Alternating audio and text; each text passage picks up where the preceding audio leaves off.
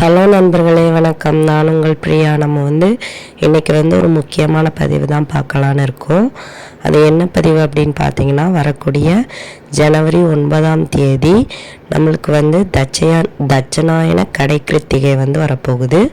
கிருத்திகை நாளே தெரியும் உங்கள் எல்லாருக்கும், முருகப்பெருமானுக்கு உகந்த நாள். இது மார்கழி மாதம் வரக்கூடிய கிருத்திகை. ஸோ அதுவும் ரொம்ப ஸ்பெஷல். மார்கழி மாதம்னாலே நம்மளுக்கு கடவுள்களுக்கு, எல்லா கடவுள்களுக்குமே உகந்த நாள்.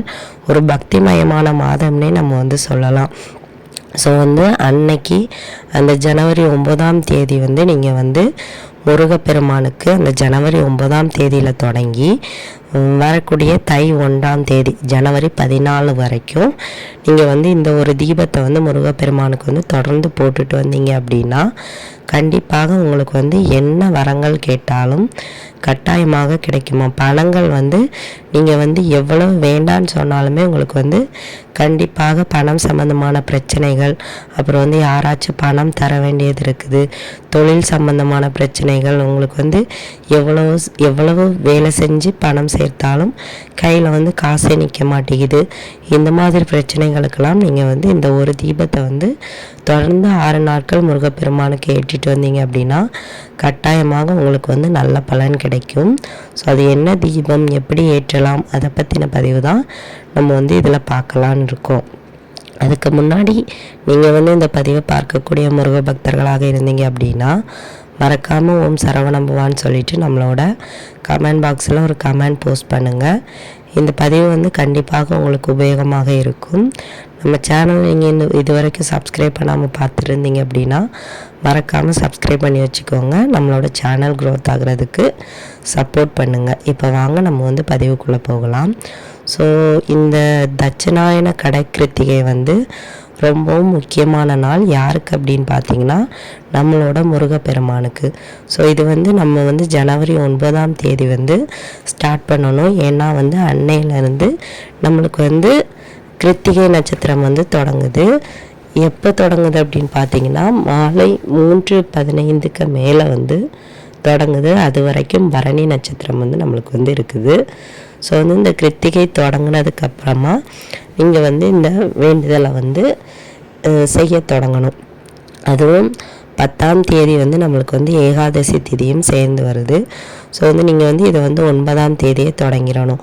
அதனால நம்மளுக்கு 9ஆம் தேதியே ஏகாதசியும் தொடங்குது. அது 10ஆம் தேதி வரைக்கும் இருக்கிறதுனால நம்மளுக்கு 10ஆம் தேதி ஏகாதசின்னு சொல்கிறாங்க. ஸோ அதனால் கேலண்டர்லாம் 10ஆம் தேதி ஏகாதசின்னு போட்டிருக்காங்க. ஸோ நீங்கள் 9ஆம் தேதியே முருகப்பெருமானுக்கு இந்த தீபத்தை ஏற்றும்போது உங்களுக்கு முருகப்பெருமானோட அருளும் கிடைக்கும். அதே போல் பெருமாளோட அருளும் பரிபூரணமாக கிடைக்கும். ஸோ இந்த தீபம் ஏற்றுறதுக்கு தேவையான பொருட்கள் என்னென்ன அப்படின்னு பார்த்தீங்கன்னா, ஒரு அகல் விளக்கு, ஒரு கைப்பிடி அளவு துவரம்பருப்பு செவ்வாய்க்கு உகந்தது. ஸோ அந்த செவ்வாய்க்கு உகந்தது, இந்த செவ்வாய்க்கு அதிபதி யார் அப்படின்னா உங்கள் எல்லாருக்கும் தெரியும், நம்ம அப்பன் முருகன் தான். ஸோ அதனால் ஒரு கைப்பிடி துவரம்பருப்பு. இந்த துவரம்பருப்பில் நம்ம தீபம் ஏற்றும் போது வீடு வாங்க வேண்டிய பிரச்சனைகள், அப்புறம் இந்த கடன் சம்பந்தமான பிரச்சனை, பண பிரச்சனை, இது எல்லாமே தீரும். ஸோ அதனால் துவரம்பருப்பு. அப்புறம் 6 ரூபாய் நாணயம், ஒரு ரூபாய், ஒரு 5 ரூபாய், அப்படி வச்சு 6 ரூபாய் எடுத்துக்கோங்க. அதுக்கப்புறமா ஒரு ஏலக்காய், ஒரு துண்டு மஞ்சள். இந்த ஏலக்காயும் மஞ்சளும் மகாலட்சுமி தாயாரோட அந்த பொருட்களில் ஒன்று. ஸோ அதனால் இது மகாலட்சுமியின் அம்சம் பெற்ற பொருட்கள். ஸோ அதனால் இந்த பொருட்களை நீங்கள் எடுத்துக்கோங்க. முழு மஞ்சள், விரலி மஞ்சள் நம்ம சொல்லுவோம்ல, அந்த மஞ்சள் ஒரு துண்டு எடுத்துக்கோங்க. இவ்வளோ உங்களுக்கு தேவையான பொருட்கள். அப்புறம் எடுத்துட்டு இந்த தீபம் நீங்கள் எப்போ சரியாக ஏற்றணும் அப்படின்னு பார்த்தீங்கன்னா ஜனவரி 9ஆம் தேதி மாலை ஒரு 5:30 மணிக்கு மேலே நீங்கள் எவ்வளோ நேரம் வரைக்கும் ஏற்றலாம் அப்படின்னு பார்த்தீங்கன்னா ஒரே நேரம் 8 to 9 வரும். அது முடிகிறது வரைக்கும் இந்த தீபம் எரியணும். அது தன்னால் குளிரக்கூடாது, நீங்கள் தான் குளிர்விக்கணும். ஆனால் தீபம் இவ்வளவு நேரத்துக்குள்ளே எவ்வளவு நேரம் வேணாலும் நீங்கள் ஏற்றிக்கலாம். 5:30லேருந்து 9 மணி வரைக்கும் டைம் இருக்குது. இந்த டைமுக்குள்ளே எப்போனாலும் ஏற்றிக்கலாம். ஏற்றினதுக்கப்புறமா நீங்கள் நான் உங்களோட வேண்டுதல்கள் என்னெல்லாம் இருக்குதோ அதை வந்து அந்த 6 ரூபாய் நாணயத்தை உங்கள் கையில் வச்சுட்டு வேண்டுங்க. உங்களுக்கு என்ன தேவையோ அதை முருகப்பெருமான்கிட்ட கேளுங்க. அவர் வந்து தாராளமாக தருவார். அன்னைக்கு வந்து உங்களால் என்ன நெய்வேத்தியம் செஞ்சு வைக்க முடியுமோ அதை வந்து வச்சுருங்க. அதே மாதிரி என்ன மலர்கள் கிடைக்குதோ அதை கொண்டு முருகப்பெருமானை அலங்காரம் பண்ணிக்கோங்க. அப்புறம் வந்து உங்களால் பெருசாக நெய்வேத்தியம் செஞ்சு வைக்க முடியலன்னா வெறும் பாலும் தேனும் கலந்து கூட வைக்கலாம். இல்லை பால் நாட்டு சர்க்கரை கலந்து வைக்கலாம். இல்லை பால் மட்டும் வச்சாலும் கூட ஒன்றும் இல்லை, முருகப்பெருமான் கண்டிப்பாக ஏற்றுக்கொள்வார்.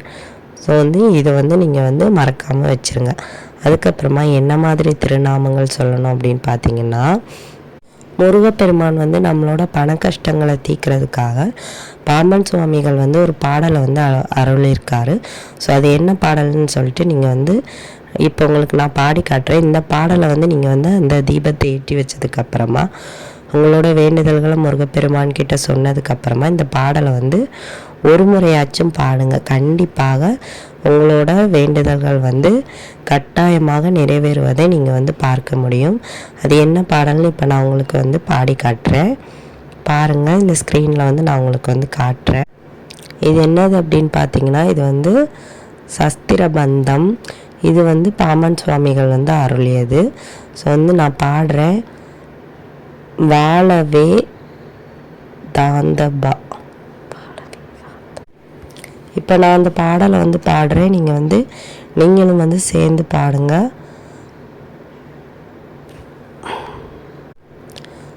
வாழ வேதாந்த பாவாசம் போகந்த பா மாலை பூ நேமதிர மால் வளர்த்தே சாலவா மாப்பாசம் போக மதிதேசார் மாப்பூதம் வாப்பாதம் தந்த வேலவா. இந்த பாடல் வந்து பாடுறதுக்கு கொஞ்சம் கஷ்டமாக தான் இருக்கும். ஸோ இந்த பாடல் வந்து எதற்காக அப்படின்னு பார்த்தீங்கன்னா, இந்த பாடலோட பொருள் என்ன அப்படின்னு பாருங்கள். தூயவனே வேதாந்த விலாச கடவுளே பேரின்பமெனும் அனுபவத்திற்கு நாயகனே மாலைகள் அணியும் செம்பொன்னன் திகழ்பவனே வன்மை சான்றா திருமாலுக்கும் வல்லவர்களுக்கும் கடவுளானவனே எண்ணகத்தே மிகுந்துள்ள பயனின்மையும் பெரிய ஆணவாதிய பந்தங்களும் ஒழிய ஞானமும் புகழுமுள்ள பரமான்மாவே வந்தருள்க திருவடி செல்வத்தை தந்தருள்க. இந்த மாதிரி பொருள் வந்து வருதுங்க. இது வந்து எதற்காக அப்படின்னா, இது வந்து திருமாலுக்கும் கடவுளாகிய நம்மளோட முருகப்பெருமான் வந்து நம்மளுக்கு வந்து இருக்கக்கூடிய பண கஷ்டங்கள், மன கஷ்டங்கள், தொழில் ரீதியான பிரச்சனைகளை வந்து தீர்த்து தருவாருங்கிறதுக்கான ஒரு உதாரணம் தான் இந்த பாம்பன் சாமிகள் அருளிய இந்த பாடல். ஸோ வந்து உங்களுக்கு வந்து இந்த பாடலை வந்து ஒரு முறையேனும் கஷ்டப்பட்டுனாலும் நீங்கள் வந்து எப்படியாவது அந்த தீபத்தை வந்து ஏற்றி வச்சதுக்கப்புறமா நீங்கள் வந்து பாடிடுங்க. பாடி முடிச்சுட்டு நீங்கள் வந்து எப்பவும் போல் என்ன பாராயணம் பண்ணணும்னு நினைக்கிறீங்களோ அதை வந்து படிச்சுக்கோங்க. இப்போ வந்து கந்த சஷ்டி கவசம் படிக்கலாம், வேல்மாறல் படிக்கலாம், இல்லை வந்து ஓம் முருகா சரணம், இல்லை 108 போற்றிகள் சொல்லலாம், எதுனாலும் சொல்லலாம். கண்டிப்பாக 6 நாட்களும் தீபம் ஏற்ற மறந்துடாதீங்க. உங்களோட வேண்டுதல்களுக்கு கட்டாயமாக முருகப்பெருமான் வந்து செவி சேர்ப்பார்.